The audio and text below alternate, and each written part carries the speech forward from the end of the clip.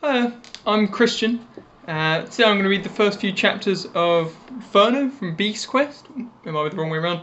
I think it's the first one from Beast Quest. It was a long time ago I read these. But so yeah. Let's start with the prologue. Kaldor the Brave stood at the front of the mountain. His bronze armor gleamed in the pale morning sunlight. The fire dragon is close. I can feel it. The knight pointed his sword up towards the mist at the top of the mountain. For the sake of our kingdom, it must be stopped. Good luck, sir, said Edward, his page.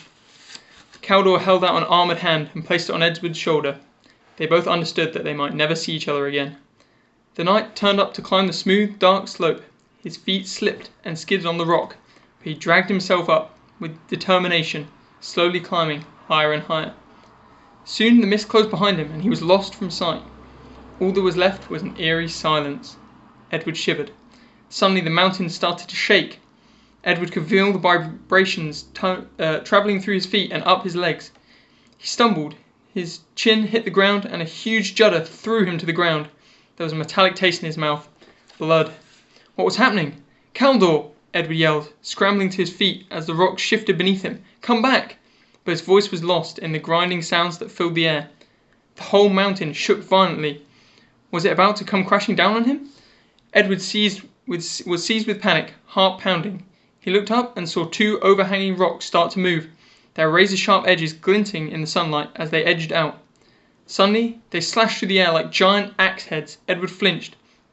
As the mist cleared, he glimpsed Kaldor clinging to the side of the mountain. Then something reared up beyond the night, and Edward saw the flash of an eye and the thick scales of leathery skin. It was the spiked head of a huge dragon.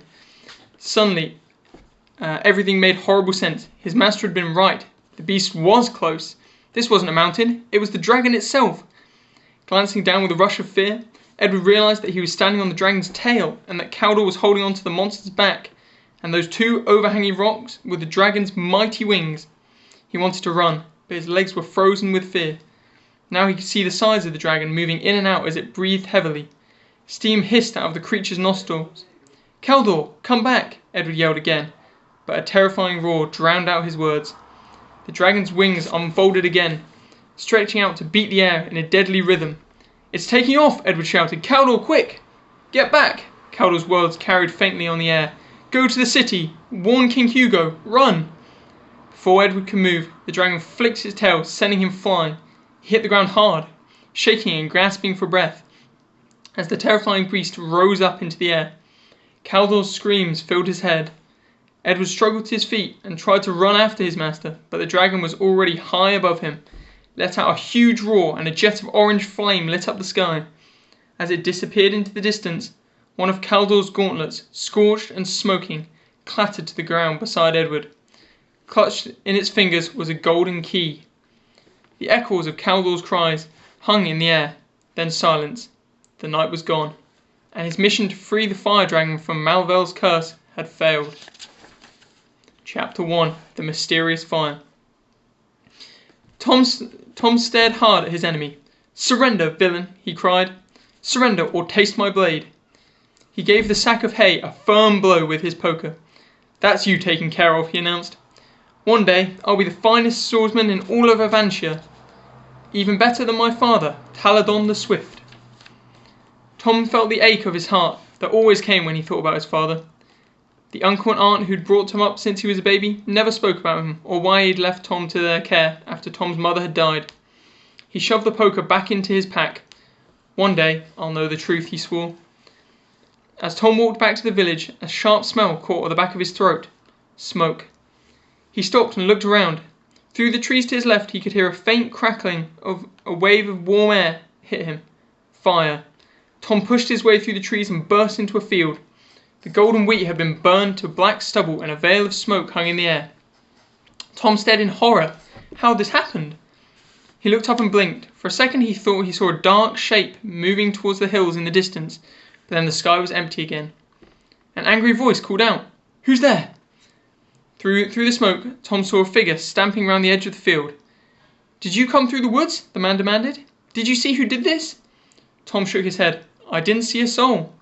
There's evil at work here, said the farmer, his eyes flashing. Go and tell your uncle what's happened. Our village of Erinel is cursed, and maybe all of us with it." Tom turned and ran as fast as he could, stumbling over the blackened tree roots. Tom burst into the village square, gasping for breath. It was full of villagers. What were they doing here? It wasn't market day. They were shouting and waving their hands at his uncle, who was standing on a bench at the edge of the square. "Fire in the fields! What's next?" one man shouted. "The tremble's getting worse every day," called another villager. "The beasts have turned evil." Tom knew that Avansha was protected by 6 divine beasts, including the fire dragon, and no one was sure if they even really existed. "Have you seen the river?" the woman asked. "It's so low we'll soon be running out of drinking water." "We're cursed," an old man wailed. "I don't believe in curses," said Tom's uncle firmly, "but our village needs help. One of us must go to the king and request his aid." Tom stepped forward. "I'll go to the palace." The villagers laughed. "Send a boy on such a mission? Huh! The king would laugh at us for sending a child." Tom's uncle spoke quietly. "No, Tom, you're too young. I'm head of the village. I'll go." Suddenly, a small boy, smeared in soot, pushed through the crowd. "Help! Please help! Our barn is on fire!" "Men, bring your pails from the river," Tom's uncle roared to the crowd. "The rest of you bring spades to the barn. If we can't quench the fire, we'll try to bury it, quickly." Tom looked at his uncle as the men rushed to obey. "The village needs you here as its leader, Uncle Henry," he said. "Please let me go instead." Tom's uncle turned to face him, his face serious. "I suppose I'll have to let you out into the world sooner or later," he said. He stared into the distance. "Perhaps it's meant to be."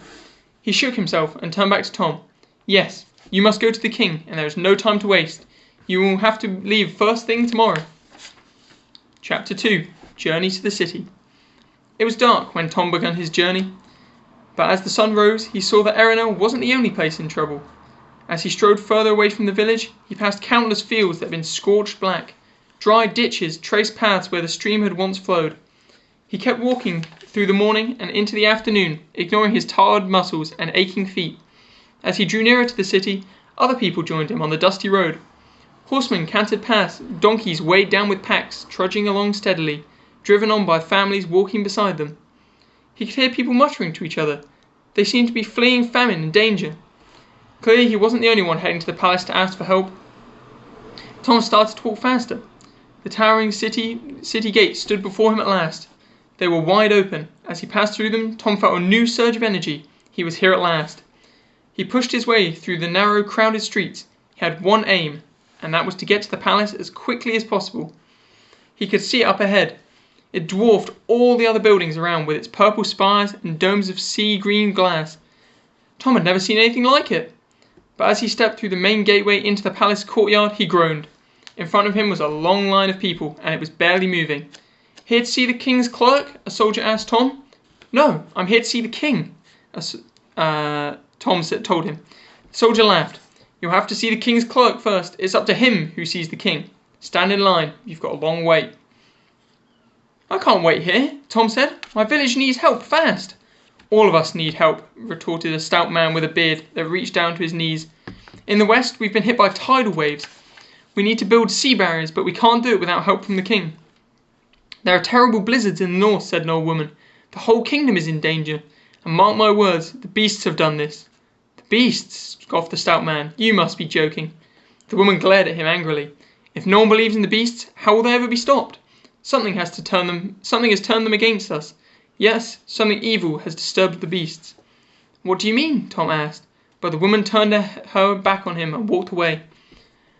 Tom found himself thinking of the dark shape he had glimpsed in the hills back in Erinel. Could that have been a beast? Could it have been the fire dragon? Tom looked at the long line of people in front of him and made up his mind. He'd come to ask for the king for help, and that was exactly what he was going to do, even if it meant breaking into the palace. "While there's blood in my veins," he swore, "I'm going to save my village." He pushed his way back through the crowd and out into the palace courtyard. When night had fallen, Tom started to circle the palace walls. Pale moonlight shone down upon him. "What I need is an open window," he murmured under his breath, "or an unlocked door." But guards were posted all the way around the palace.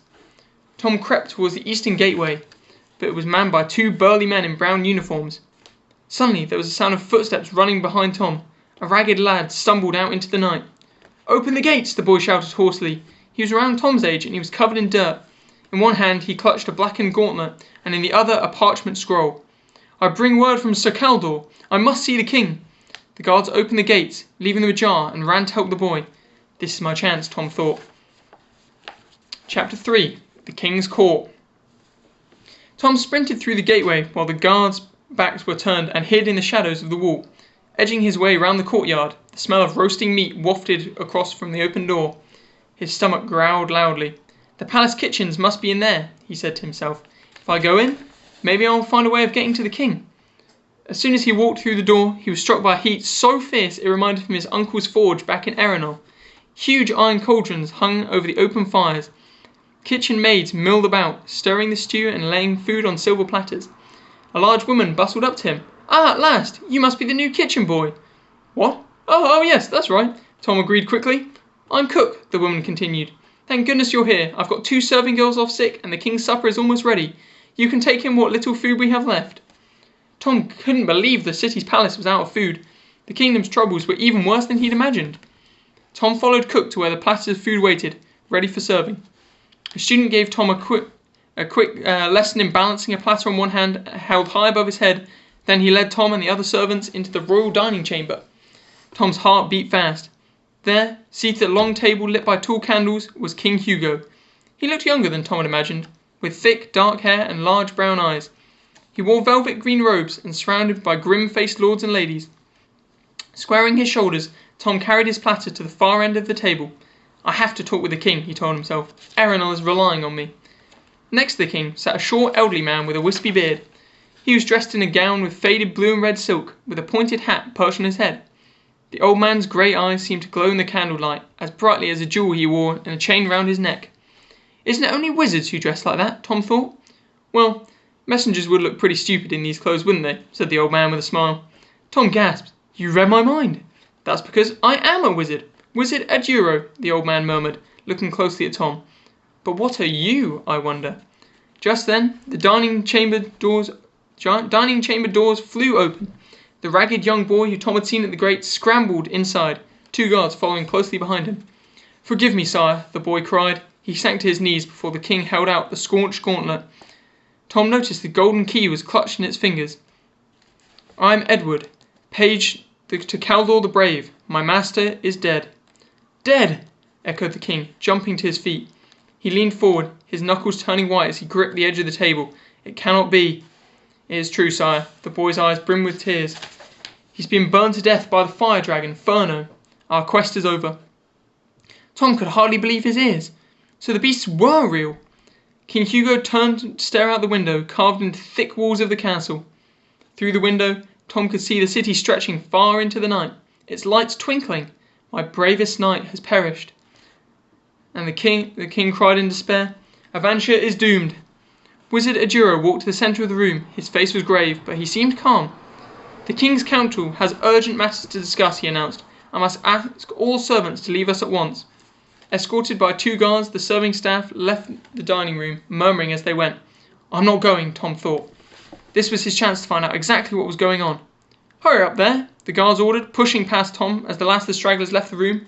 Thinking quickly, Tom doubled back to hide behind a large pillar near the king's chair. He pressed his cheek against the cold stone, his heart thumping so loudly that he was sure someone would hear it. "Curse the dark wizard Malvel," cried one lord. "We must break this evil spell he has placed on the beasts before the fire dragon Furno destroys us all." "An evil spell," Tom gasped loudly, then slapped his hand over his mouth. Edward the page boy whipped round. "Who's that in the shadows?" "A spy?" exclaimed King Hugo. "Please, let me explain," Tom begged as 2 guards lunged towards him. He dodged out of the way, but a third threw himself at Tom's legs. Tom leapt over him and cried out to the king, "I'm only here because I want to save lives." The guards grabbed him by the arms. "Enough!" thundered Wizard Eduro, and everybody froze. "Take him to the dungeons," ordered King Hugo, walking towards Tom. He gazed down at him. Tom had never looked into the eyes of a king before. He bowed his head. "Away," King Hugo called, waving a hand towards the doors. "Take him away." Just then, Eduro appeared at the king's side. "This boy is here for a good reason. I can feel it." The guards stopped in their tracks. "Are you sure?" King Hugo asked after a long pause. Eduro pointed at Tom. "Can't you see the likeness?" he asked. King Hugo peered at Tom and then shook his head. Tom blinked. The likeness? What was Eduro talking about? Once again, the wizard seemed to read his mind. "I'll show you," he said, his eyes meeting Tom's. As Tom watched, a small fricking flame appeared in the palm of Ajuro's upturned hand. Tom gasped as the flame turned violet. King Hugo looked at Tom through the magical fire, and his eyes widened. It cannot be, but it is. This is the son of Taladon the Swift. Whoa. So that's three chapters in.